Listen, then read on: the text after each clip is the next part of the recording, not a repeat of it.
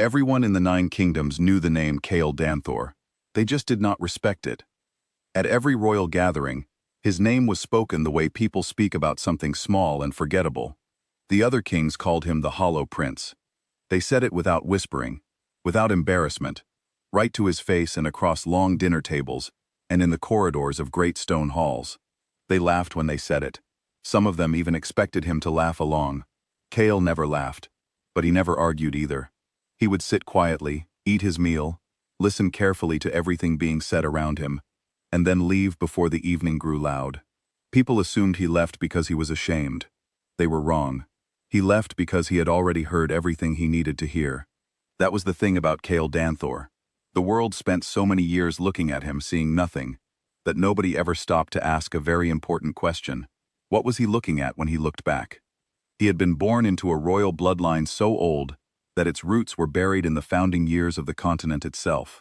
The Iron Veil line, his family was called. 300 years of kings and rulers, warriors and scholars, all feeding into the single thread that ended with Kael. By every right of birth, by every law written in the ancient books, he was one of the most powerful men alive. Nobody knew that, and that was exactly how he had planned it.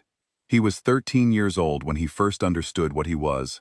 He had been sitting alone in the lower library of his family's home, reading one of the old texts that nobody else bothered with, when something in the words clicked into place like a lock opening. He read about the original Compact of Kings, the agreement that had united the Nine Kingdoms 3 centuries ago, and buried inside its long, dusty paragraphs was a single provision that no living person had ever discussed. Not because it had been removed, simply because no one had ever expected it to matter. Kael read it 3 times, then he closed the book, sat in the quiet of that library for a long time, and made a decision that would shape the next 21 years of his life.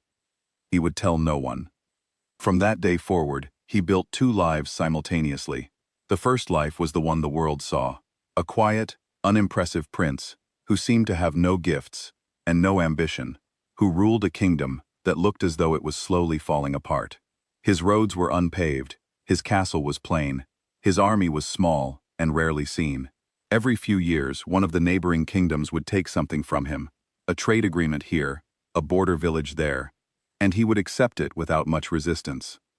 People began to assume that resistance simply was not in him. The second life was invisible. Underground, beneath Iron Veil's appearance of decay, something extraordinary was being built.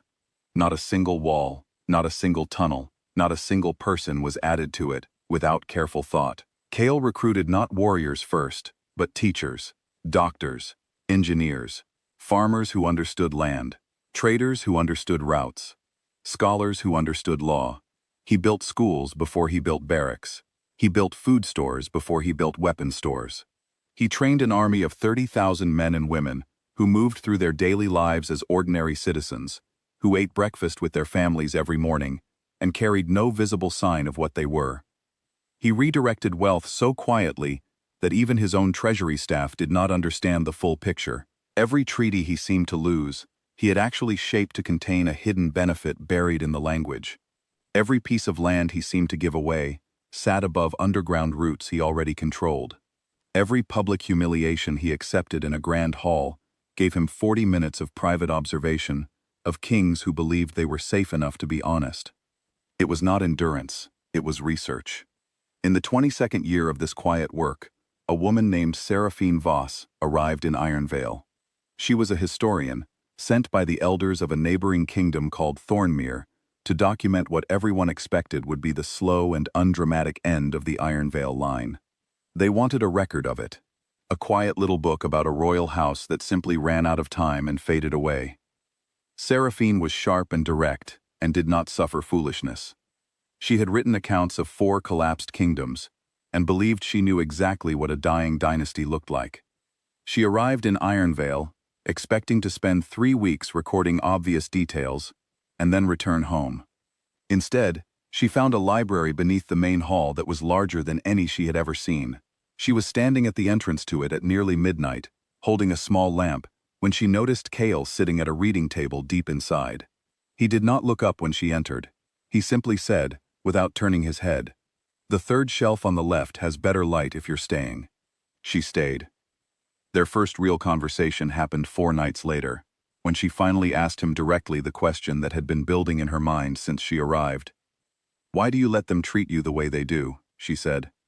"The other kings, the things they say about you. You have never once pushed back." He was quiet for a moment. Then he asked her if she had ever watched a hunter set a snare. She said yes. "Then you already understand," he said, and went back to reading. She did not understand. Not yet. But she stayed in Ironvale longer than 3 weeks. She stayed for 2 years.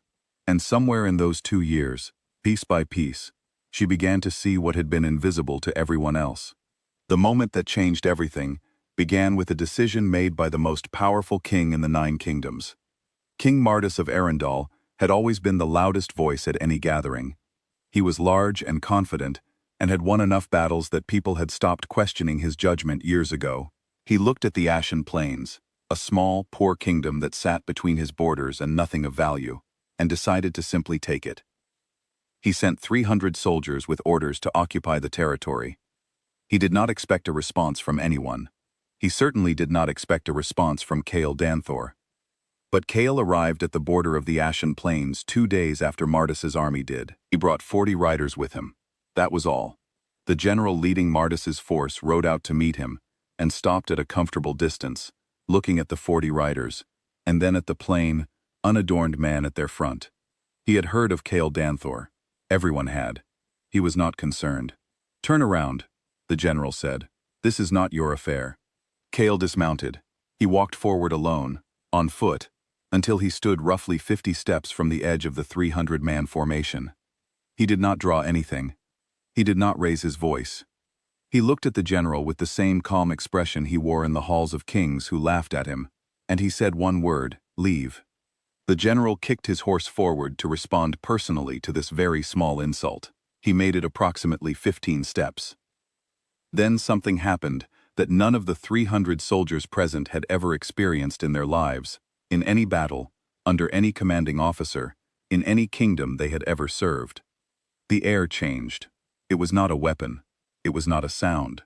It was a pressure, a deep, radiating authority that came from Kael the way heat comes from a fire, except that heat warms, and this stopped everything. The general's horse reared so violently it threw him. Every soldier within 30 feet stumbled backward, as though they had walked into something solid and invisible. 3 men dropped to one knee without choosing to.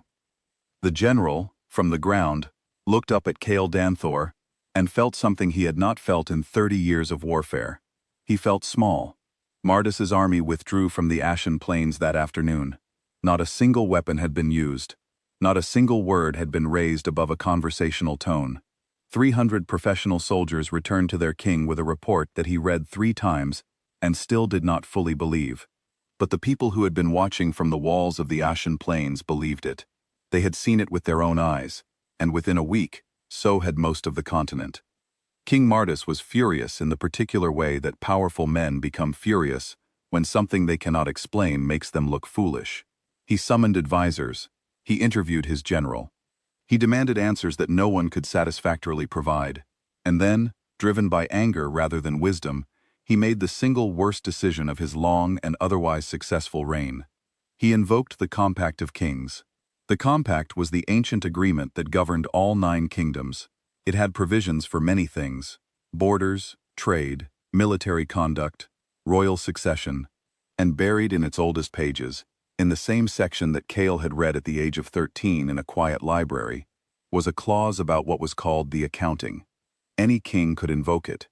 When invoked, every alpha ruler in the continent was required to attend a public demonstration of power, lineage, and domain. The stated purpose was to expose any king who was falsely claiming dominion he did not truly hold. Mardus wanted to use it to embarrass Kael one final time. He wanted the world to watch as the Hollow Prince stood in a great hall and proved, officially and permanently, that he had nothing. He did not know about the provision that followed the accounting. Kael knew. He had known since he was 13. Every dignitary from every corner of the 9 kingdoms gathered in the Hall of Compact, an ancient stone amphitheater built into the side of a mountain, used for ceremonies that most of the attendees had only read about in books. The air was thick with expectation. Martis had made sure the event was as public as possible. He stood near the center of the hall, relaxed and satisfied, certain of how the day would end.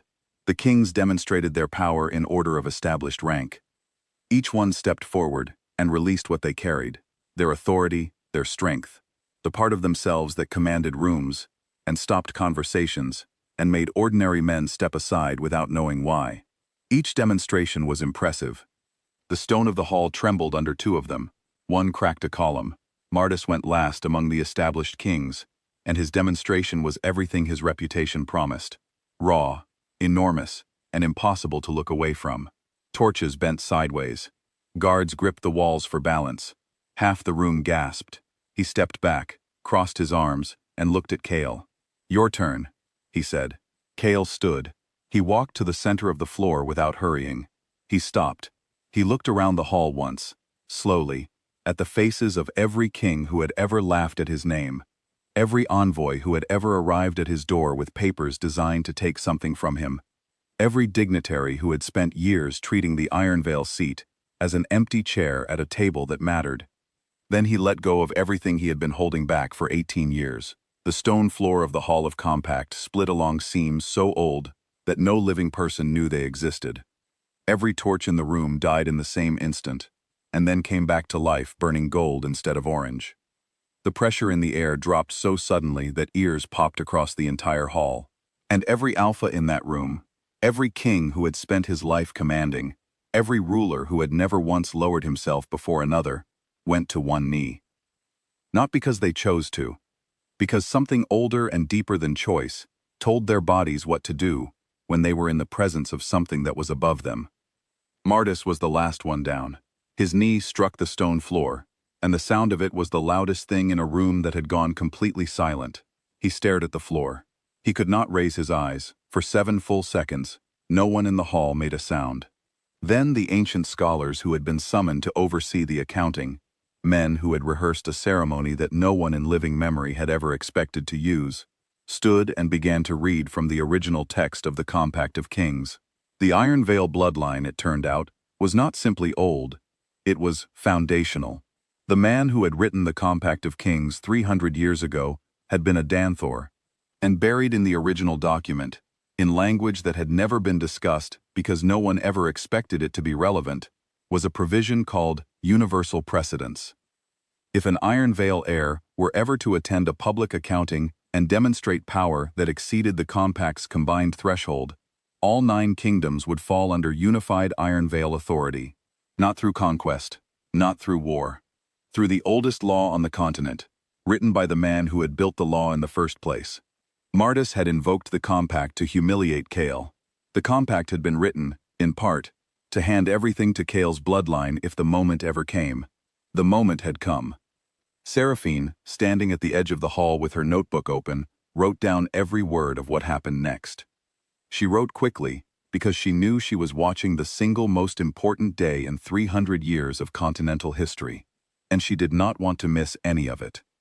What surprised everyone, and what the history books would discuss for generations, was what Kael did not do. He did not punish Martis severely. He stripped Arundel of its unchecked military power and placed a council of oversight over it, but he left Martis as a ruling king under specific conditions. When people asked Kael privately why he had not been harsher, he said that destroying Arundel's military strength out of personal satisfaction would be a waste of a perfectly good asset. The continent needed strength. He intended to use it wisely. The Silver Reach sent representatives to Iron Veil within 48 hours of the accounting, carrying every trade agreement they had ever stripped from Kael, with handwritten apologies and offers of significant compensation. Kael accepted the agreements and set the compensation aside for the Ashen Plains. Thornmere's elders came in person. They stood before Kael and apologized for their years of silence, for knowing the truth of the Iron Veil bloodline and choosing to say nothing because speaking up had seemed politically inconvenient. Kael received their apology, acknowledged them with a nod, and moved forward. The Ashen Plains was given full protectorate status under Iron Veil law, meaning its people fell under Kael's direct protection, and its land could never again be taken by a neighboring kingdom without consequence. The king of the Ashen Plains, a quiet, tired man who had spent years watching his kingdom be treated as though it did not matter, received the news sitting down, because his legs did not feel entirely reliable when the messenger read the declaration to him. That evening, when the hall had emptied, and the messengers were riding in every direction across the continent, Seraphine went looking for Kael. She found him in the library, the same library where she had first seen him, sitting at the same table, reading a book. Outside, 9 kingdoms were rewriting their understanding of the last 34 years. Agreements were being drawn by candlelight. Riders were crossing borders with letters that had never been written before. The political geography of an entire continent had shifted in a single afternoon, and the man responsible for all of it was reading. She sat down across from him and did not speak for a moment. Then she said, "You could have done this earlier, 10 years ago, 15. You had the bloodline. You had the power. You didn't have to wait." He set the book down and looked at her. "A man who takes power before the world has shown him who his enemies truly are," he said. "Will spend the rest of his life fighting the wrong battles. I needed them to believe they were safe enough to be honest with me. I needed to see every weakness, every alliance, every hidden intention. The years of silence were not suffering." He paused. "They were preparation." She wrote it down. She wrote it down word for word, exactly as he said it, and underlined it twice. It became the most quoted sentence in the recorded history of Valdenmere. In the weeks that followed, delegations arrived in Ironvale from every corner of the continent, and for the first time, they saw it as it actually was. The walls that looked crumbling held reinforced stone inside. The farmland that appeared neglected fed twice its visible population through underground water systems that no one outside Ironvale had known existed. The army of 30,000, trained, disciplined, ready, stood down from its quiet readiness and simply became what it had always been waiting to become: the standing military of a unified continent. The kingdom that everyone had dismissed as the weakest seat at the table had, all along, been its center. People asked Kael many questions in those weeks.